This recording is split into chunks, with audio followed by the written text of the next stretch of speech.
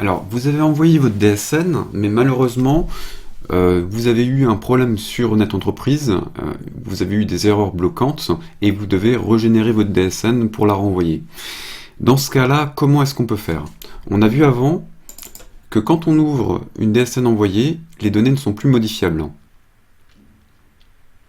On le voit ici, déclaration envoyée, données non modifiables.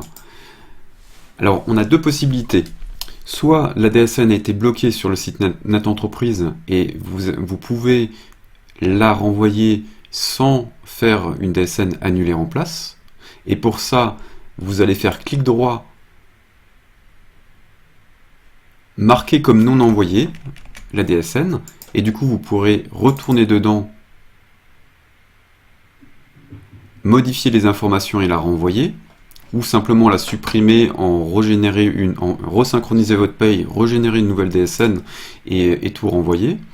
Et si vous étiez sur une annulaire en place, enfin si votre DSN a été accepté, mais que vous vous êtes rendu compte qu'il y a certains montants qui étaient incohérents, si vous êtes encore dans les dates de déclaration qui sont ou bien le 5 ou bien le 15 du mois suivant votre période de paye, dans le cas d'une paye non décalée, dans ce cas-là, vous pouvez envoyer une annulaire en place. Donc là, c'est vraiment le cas où votre DSN a été accepté, mais que vous vous êtes rendu compte qu'il y a certains montants qui sont incohérents, et vous êtes encore dans les périodes de déclaration. Sinon, il faudra vraiment faire une régularisation sur le mois d'après. Donc dans ce cas précis, ce que vous pouvez faire, c'est cliquer sur votre DSN,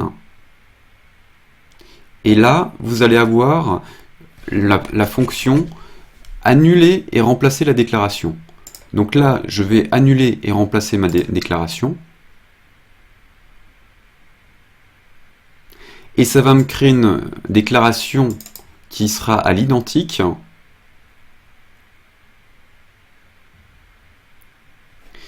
Mais qui aura, au niveau de la déclaration ici, un type de déclaration annule et remplace intégrale. Et donc, avec cette déclaration-là, je vais pouvoir modifier mes données, ou bien directement dans la DSN, ou bien dans la paye, vous synchronisez les données via le module DSN mensuel, et cette fois-ci, vous ne supprimez pas la ligne, vous faites simplement régénérer pour avoir les nouvelles données corrigées. Et vous renvoyez votre annulaire en place, comme vous l'auriez fait pour une déclaration normale. Donc ça, c'est les deux cas.